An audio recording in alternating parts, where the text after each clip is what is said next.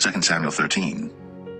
And it came to pass after this, that Absalom the son of David had a fair sister whose name was Tamar, and Amnon the son of David loved her.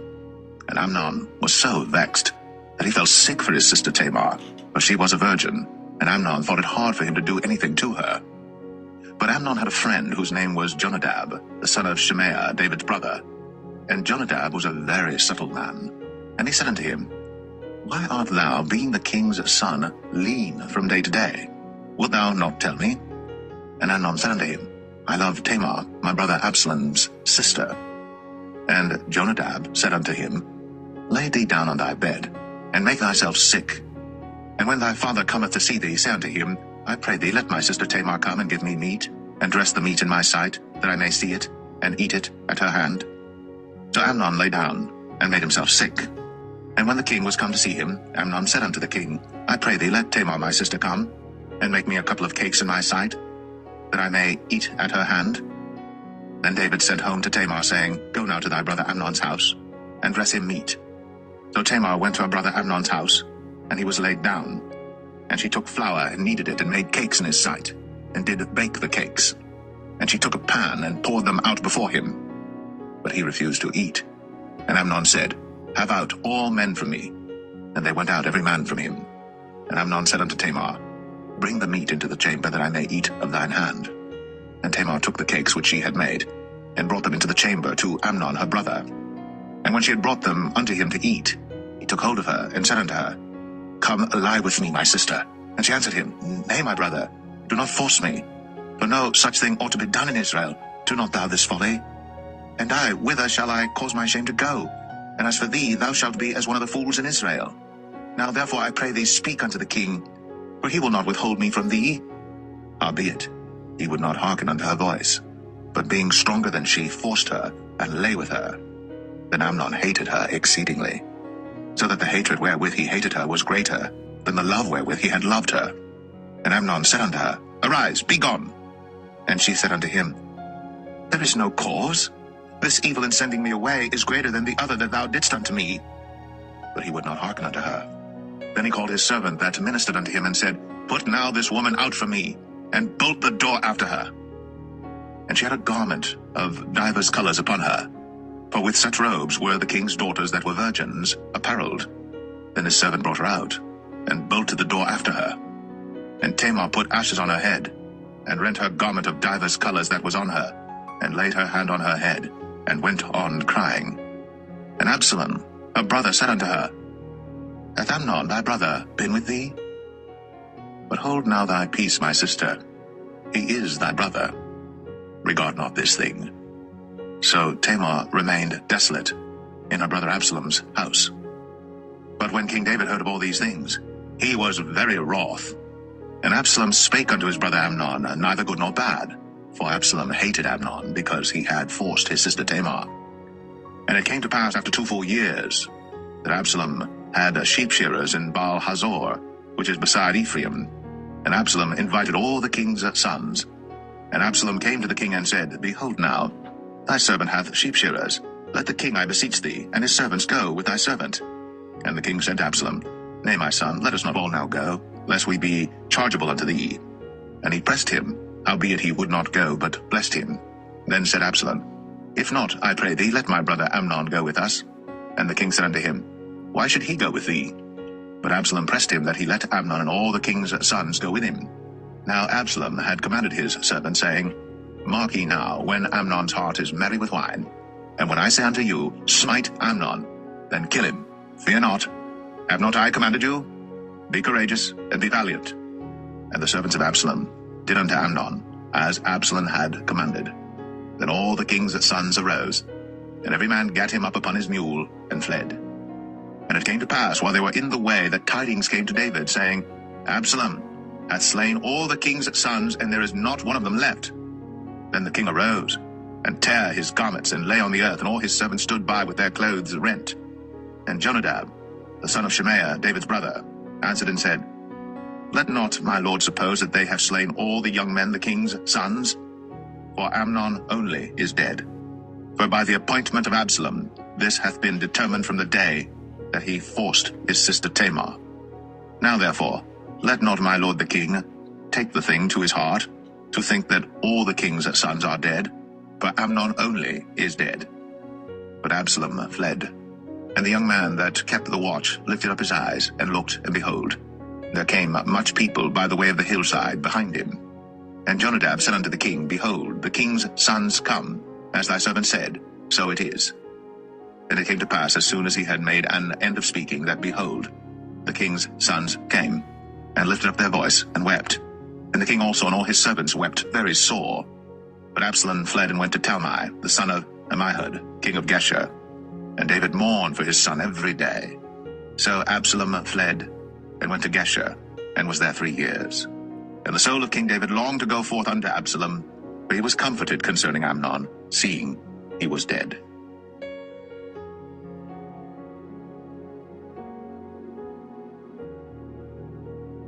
Second Samuel 14. Now Joab the son of Zeruiah perceived that the king's heart was toward Absalom. And Joab sent to Tekoa, and fetched thence a wise woman, and said unto her, I pray thee, feign thyself to be a mourner, and put on now mourning apparel, and anoint not thyself with oil, but be as a woman that had a long time mourned for the dead, and come to the king, and speak on this manner unto him. So Joab put the words in her mouth. And when the woman of Tekoa spake to the king, she fell on her face to the ground, and did obeisance, and said, Help, O king. And the king said unto her, What aileth thee? And she answered, I am indeed a widow woman, and mine husband is dead. And thy handmaid had 2 sons, and they 2 strove together in the field. And there was none to part them, but the one smote the other, and slew him. And behold, the whole family is risen against thine handmaid. And they said, Deliver him that smote his brother, that we may kill him for the life of his brother whom he slew. And we will destroy the heir also. And so they shall quench my coal which is left, and shall not leave to my husband neither name nor remainder upon the earth. And the king said unto the woman, Go to thine house, and I will give charge concerning thee. And the woman of Tekoa said unto the king, My lord, O king, the iniquity be on me, and on my father's house, and the king and his throne be guiltless. And the king said, Whosoever saith aught unto thee, bring him to me, and he shall not touch thee any more. Then said she, I pray thee, let the king remember the Lord thy God, that thou wouldst not suffer the revengers of blood to destroy any more, lest they destroy my son. And he said, As the Lord liveth, there shall not one hair of thy son fall to the earth. Then the woman said, Let thine handmaid, I pray thee, speak one word unto my lord the king. And he said, Say on. And the woman said, Wherefore then hast thou thought such a thing against the people of God? For the king doth speak this thing as one which is faulty, in that the king doth not fetch home again is banished. For we must needs die, and are as waters spilt on the ground, which cannot be gathered up again. Neither doth God respect any person, yet doth he devise means that his banished be not expelled from him. Now therefore that I am come to speak of this thing unto my lord the king, it is because the people have made me afraid. And thy handmaid said, I will now speak unto the king. It may be that the king will perform the request of his handmaid.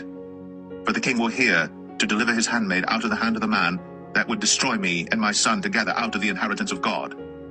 Then thine handmaid said, The word of my lord the king shall now be comfortable. For as an angel of God, so is my lord the king to discern good and bad. Therefore the Lord thy God will be with thee. Then the king answered and said unto the woman, Hide not from me, I pray thee, the thing that I shall ask thee. And the woman said, Let my lord the king now speak. And the king said, Is not the hand of Joab with thee in all this? And the woman answered and said, As thy soul liveth, my lord the king, none can turn to the right hand or to the left from aught that my lord the king hath spoken. For thy servant Joab, he bade me, and he put all these words in the mouth of thine handmaid. To fetch about this form of speech hath thy servant Joab done this thing. And my lord is wise, according to the wisdom of an angel of God, to know all things that are in the earth. And the king said unto Joab, Behold now, I have done this thing. Go therefore, bring the young man Absalom again. And Joab fell to the ground on his face, and bowed himself, and thanked the king. And Joab said, Today thy servant knoweth that I have found grace in thy sight, my lord, O king, in that the king hath fulfilled the request of his servant. So Joab arose and went to Geshur, and brought Absalom to Jerusalem. And the king said, Let him turn to his own house, and let him not see my face. So Absalom returned to his own house, and saw not the king's face. But in all Israel there was none to be so much praised as Absalom for his beauty. From the sole of his foot even to the crown of his head, there was no blemish in him. And when he polled his head, for it was at every year's end that he polled it, because the hair was heavy on him, therefore he polled it, he weighed the hair of his head at 200 shekels after the king's weight. And unto Absalom there were born 3 sons, and 1 daughter, whose name was Tamar. She was a woman of a fair countenance. So Absalom dwelt 2 full years in Jerusalem, and saw not the king's face. Therefore Absalom sent for Joab to have sent him to the king, but he would not come to him. And when he sent again the 2nd time, he would not come. Therefore he said unto his servants, See, Joab's field is near mine, and he hath barley there. Go and set it on fire. And Absalom's servants set the field on fire. Then Joab arose, and came to Absalom unto his house, and said unto him, Wherefore have thy servants set my field on fire? And Absalom answered Joab, Behold, I sent unto thee, saying, Come hither, that I may send thee to the king, to say, Wherefore am I come from Geshur? It had been good for me to have been there still. Now therefore let me see the king's face, and if there be any iniquity in me, let him kill me. So Joab came to the king, and told him. And when he had called for Absalom, he came to the king, and bowed himself on his face to the ground before the king. And the king kissed Absalom.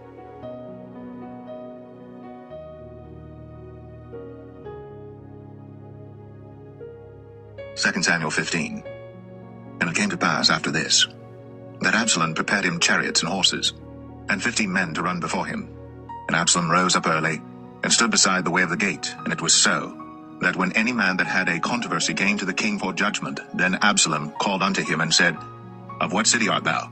And he said, Thy servant is of one of the tribes of Israel. And Absalom said unto him, See, thy matters are good and right, but there is no man deputed of the king to hear thee.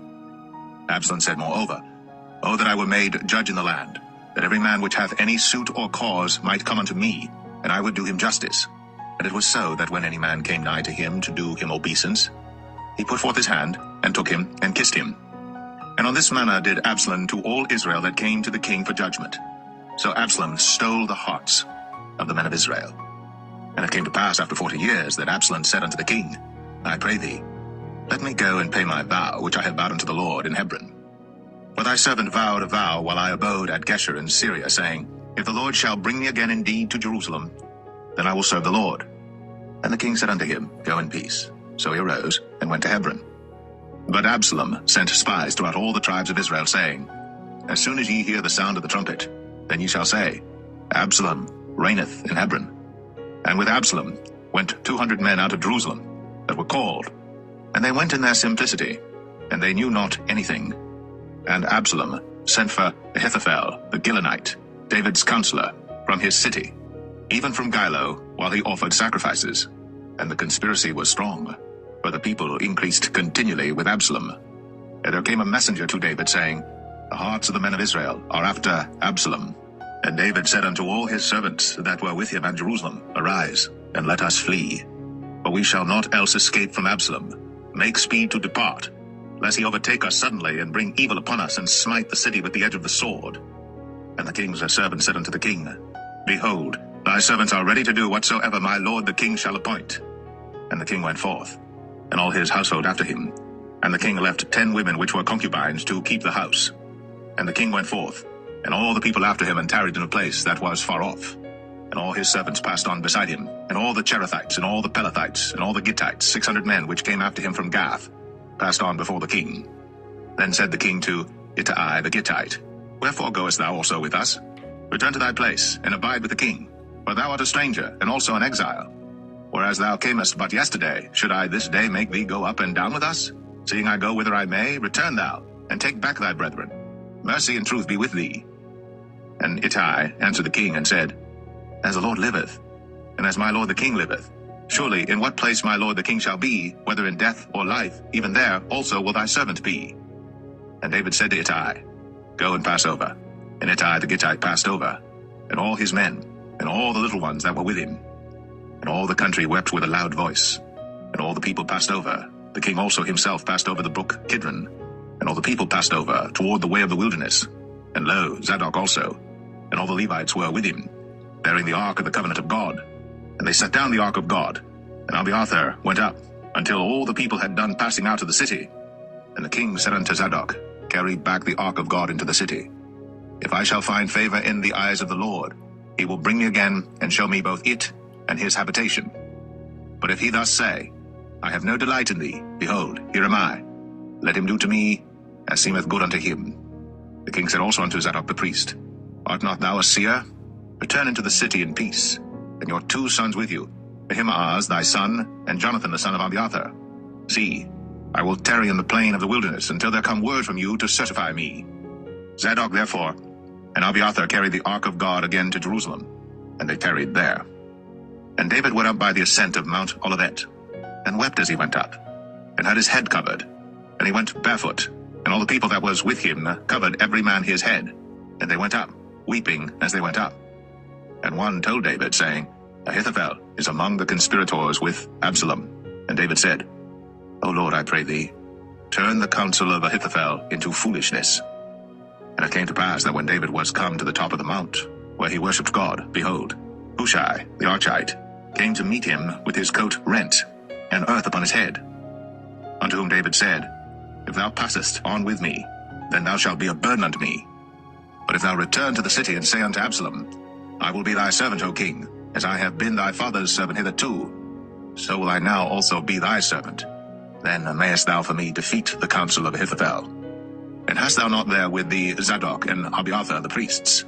Therefore it shall be that what thing soever thou shalt hear out of the king's house, thou shalt tell it to Zadok and Abiathar the priests. Behold, they have there with them their 2 sons, Ahimaaz Zadok's son, and Jonathan Abiathar's son. And by them ye shall send unto me everything that ye can hear. So Hushai, David's friend, came into the city, and Absalom came into Jerusalem.